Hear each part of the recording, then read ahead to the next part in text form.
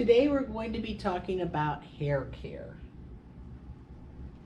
Okay, obviously each person you work with is unique and you'll need to evaluate your client's hair.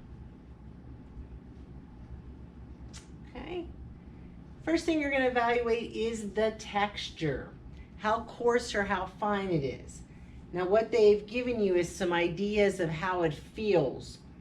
Fine hair feels silky. Medium hair might feel more like a cotton shirt, and coarse hair more like wool. Now, does that make one better or one worse? Absolutely not. But it's just a way to evaluate what kind of hair you're working with. I have a friend that has very coarse hair. She can shampoo her hair once a week. It looks fantastic every day. I've got fine hair, great, it feels silky, but I have to shampoo it constantly. All right, so you're going to do a visual examination, and one of the things you can do is you can hold the hair up and run your finger backwards towards their hair. The more bumpiness you feel, the more resistance that you feel going backwards would be an indication of how resistant it is. Density. You look at their head and you see how many hairs are growing out of a square inch, okay?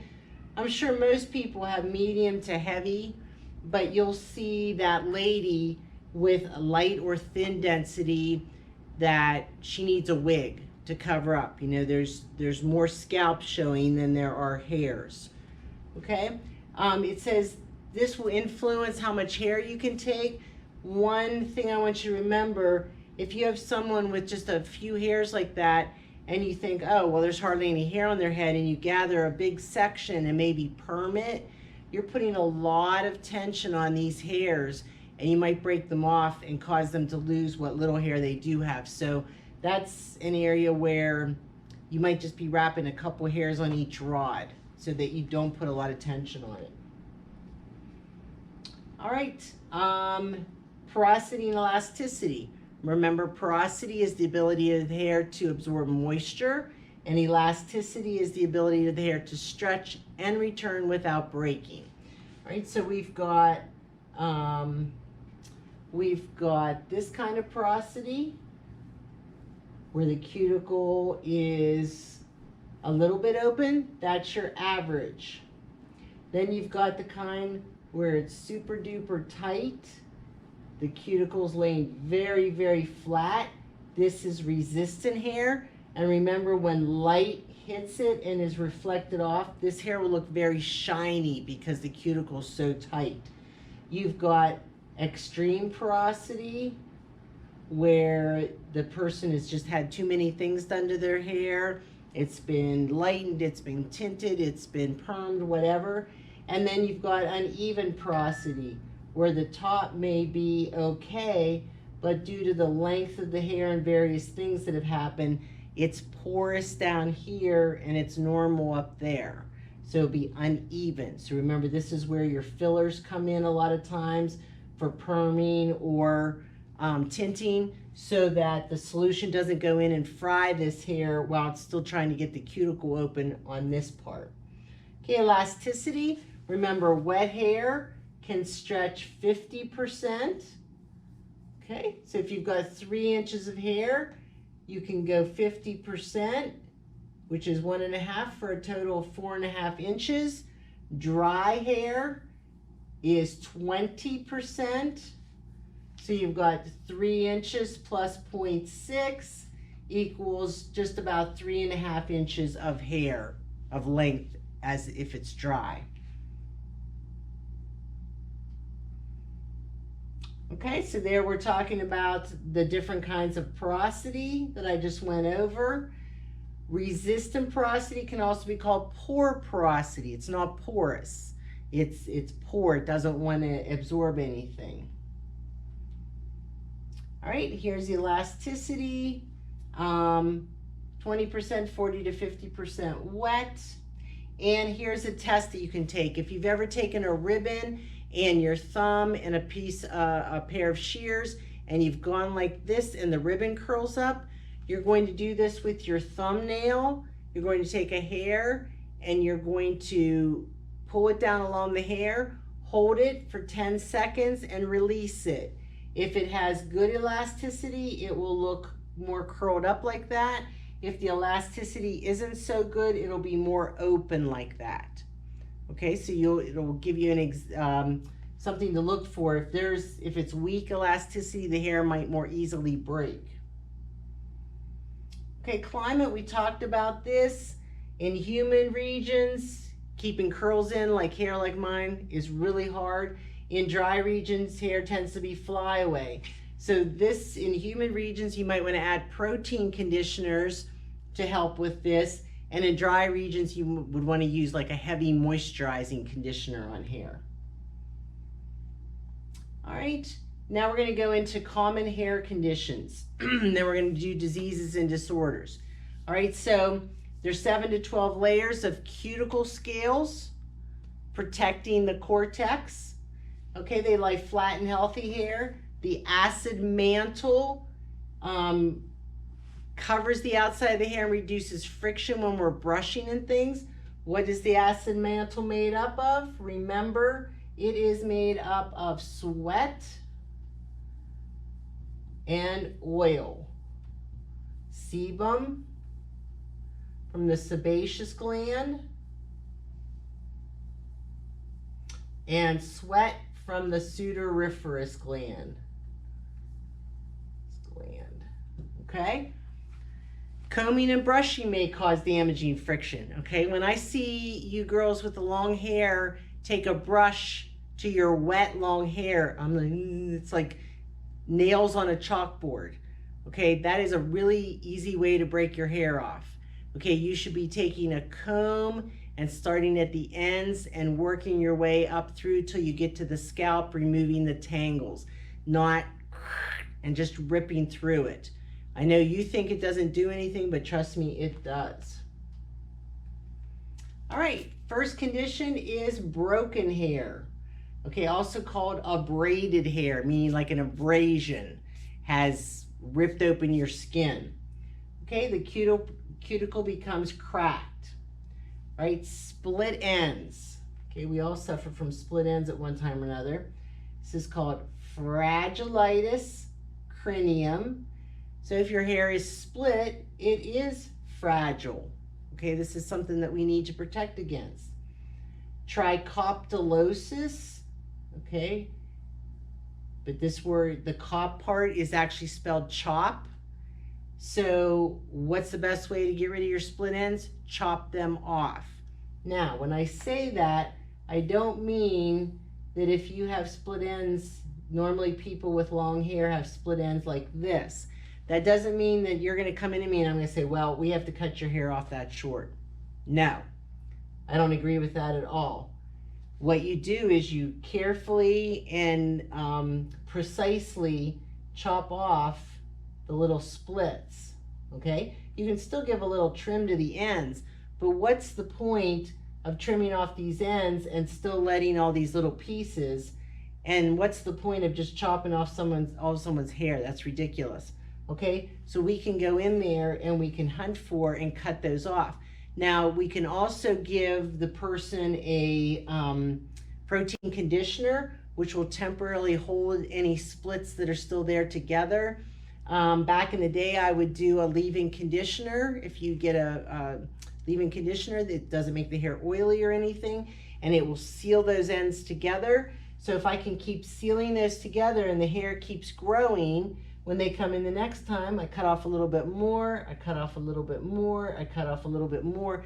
I'm waiting for those ends to get down there to where I can cut them off, but meanwhile, they're not getting any worse because the leave-in conditioner, the protein conditioner is holding them together temporarily. So it's not letting them fray apart. Okay, nodules, also called trichorexis nodosa. So there's your node and node. So you've got that and that. Remember, trick means hair. So I need to chop off my hair. In this one, I've got nodules in my hair. These are lumps or swelling along the hair shaft. I don't know if I've ever seen this, guys. If I have, I didn't know it. Okay, knitties. Go home, look in your mom's hair, see if you can find a gray hair and say, ooh, I see some knitties. It sounds like you're almost telling her that like she has bugs in her hair. It'll get her going a little bit. That is the technical term for gray hair, knitties. It can be congenital. People can be born with gray hair, maybe not a whole head of gray hair, but a patch of it, or they acquire it over the course of their life. Some people start going gray when they're 18. Some people start going gray when they're 70, but they acquire it later. Congenital means at birth. All right, monolithics is the technical term for beaded hair. Again, there's beads or nodes, so the hair has swellings along it. Okay, matting, plica polonica. Okay, massive hair strands that cannot be separated. We're talking like you can be there all day with conditioner and a comb and a pick, and it is never coming apart. Okay, so if you get a client like this, so their hair's coming down and they've got this big giant mat in their hair, and it is not going to come apart. What you can do is to allow them to keep as much hair as possible. You know, you could go in there and you could just cut that all off. Okay, take your shears and cut up into the mat this way, and see if you can start breaking it apart. And you'll see you'll be able to start combing clumps of hair out, and it'll start separating. So you make snips up into it, okay, and then you start pulling it apart, and you'll be able to preserve a lot more hair that way. I've done this once that I can think of off the top of my head to a little girl. Well, she wasn't so little, she was 12, but she was at that stage where she didn't want to take care of her hair, and her parents mentally did not have the cognitive ability to tell her to take care of her hair, so she took the easy way out, and she came in with these giant mats. Now imagine being 12, you're probably like in 6th grade, and you're going with these giant mats in your hair. Imagine how she got bullied and made fun of. So we did this. We cut up into her mats, we got them out, we cut her hair, we styled it, and I said to her, I never want to see you back in here again. Okay, at 12, it's time you know enough that you know to comb and brush your hair. All right, you've also got ringed hair. Okay, I always think of a raccoon's tail for this one. Basically, what it is you have bands of dark and bands of light. So just think of a raccoon's tail that it alternates like that. All right, hypertrichosis. This is also known as werewolf syndrome. This is the people that you've seen in old-time photographs where they were in those in the circuses, and people would go in to see them. They called them the freak show. All right, there's only like 100 cases in the whole world, but you grow so much hair on your face that you look like a werewolf. Okay, so you've got hyper, too much hair, trick, too much hair growing. Then you've got hirsutis, which is also known as superfluous hair. Okay, this is excessive amounts of hair in women. This is when, in the course of aging, we get beards and we get mustaches, things like that. All right, so the way I want you to remember these two, first of all, if something's superfluous, it means you do not need it. So if I suddenly grew a second head, it would be superfluous. If I suddenly grew another arm on this side, it would be superfluous. This is not a cosmetology word. It just means you don't need it. All right, so superfluous hair. And hirsutis. If you've ever worn wool, you know how scratchy and itchy wool is. So imagine a lady walking down the street in a suit made of wool, and it's all itchy because of all those little hairs that are sticking up. All right, so she's got, it's too itchy because of all those hairs. It's too hairy. So superfluous and hirsutis is hair that you don't need. Okay, mechanical damage. I can't tell the difference between this and this, except I guess this is solid and this has holes melted in it from using tools that are too high of heat. Okay, scalp conditions. All right, psoriasis. Okay, you can see it right there. You see a lot of psoriasis, okay? And the definition that I like is coarse, this is an old one, coarse, silvery scales. Okay, so it's scales, okay? And you can see that they look silver. There's a little bit of pink behind it, but coarse silvery scales. So if you say, the P is silent, so if you say psoriasis, coarse silvery scales, there's a lot of S's in there. So whenever I hear psoriasis, I always think in my head, coarse silvery scales, and that's what helps me remember what it is. This person needs to go to a physician, okay? They need special shampoo, maybe something to put on their scalp, but you can work on them, okay? It's not going to impact anything. All right, dandruff. This is a disorder. The term is pityriasis. So when I say pityriasis, I always think of me standing here with a black shirt on and the little white flakes are falling like snow on my shoulder, and I'm thinking, everybody needs to pity me because of all these white flakes. Okay, so pityriasis. Oh my gosh, look at all this. I don't know how to get rid of it all. It just keeps coming. All right, it's chronic, which means it goes on and on and on and on. It's not just here and gone. Excessive flaking, itchiness, etc. Okay, so that's the general term, and then you have two classifications of it. Dry dandruff, which is the kind we always think of, is pityriasis. I'm pitying myself. Capitis, where do I wear a cap? On my head. And simplex. You have dry dandruff, which is pityriasis. I pity you, pity me. Capitis on my head. Simplex, just the simple common kind that we know. These are dry flakes.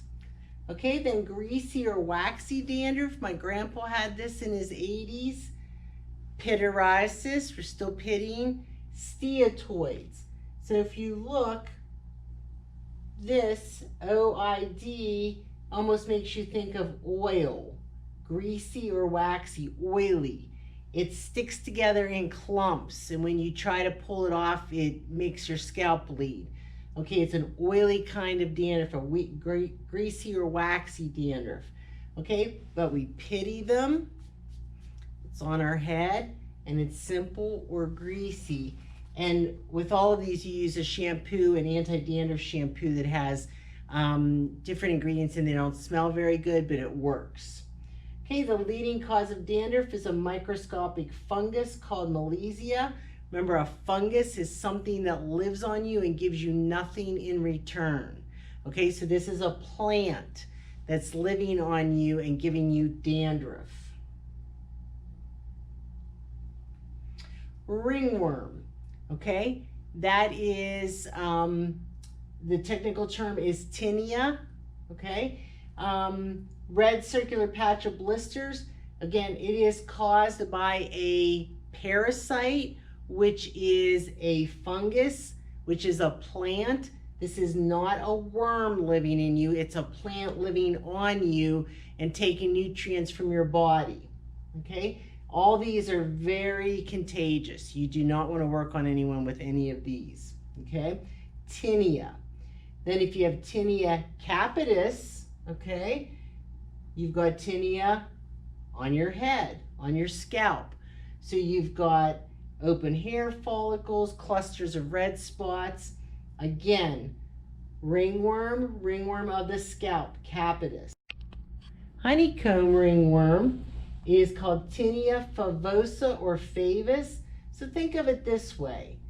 Sometimes people's favorite thing to use to sweeten their tea is honey, okay? They call it honeycomb because it's in circular clumps like this and it's yellow, okay? It's not nice, it's nothing you would want, but try to think of it this way. My favorite way to sweeten my tea is with honey.